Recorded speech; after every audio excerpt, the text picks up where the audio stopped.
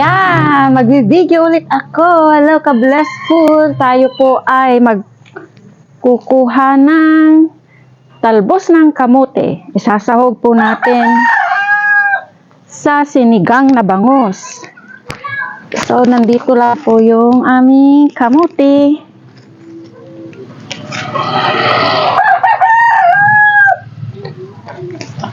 Hindi po siya nasa backyard, kundi nasa front yard. Tingnan nyo, maririnig ninyo na mayroong mga manok na tumitilaok dahil nandyan lamang po yung manok.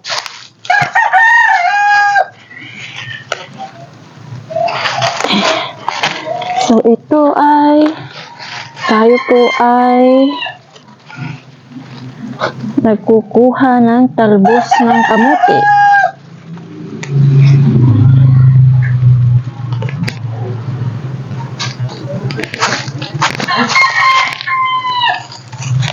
Medyo marami din ito.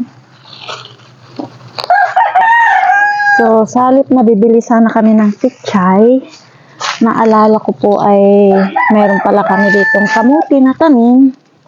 Kaya para hindi na gumastos ng pangsahog, hindi na gumastos ng pambili ng pichay, ito na lang po kamote ang ating isasahog.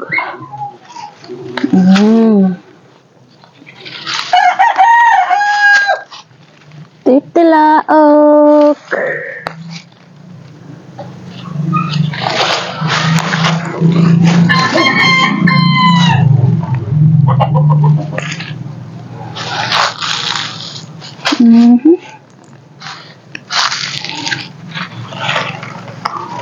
At ito pong kamuti na tayo dito ay hindi naman po siya naaapakan. Dito lang po siya sa may gilid. Okay.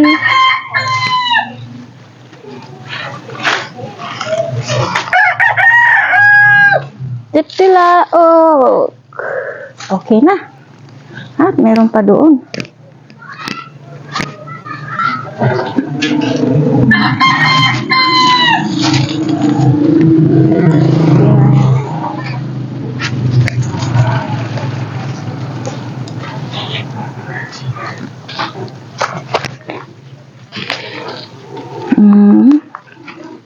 At si Papa po ay nililinisan po niya yung bangus.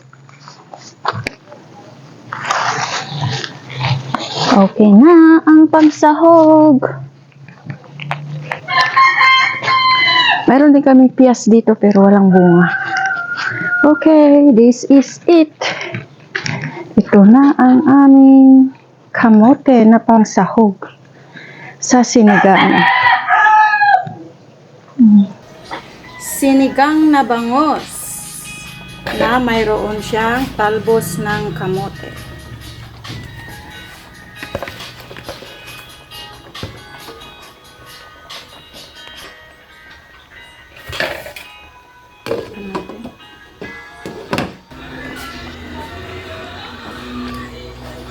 Okay, kain na po tayo. It's time to eat.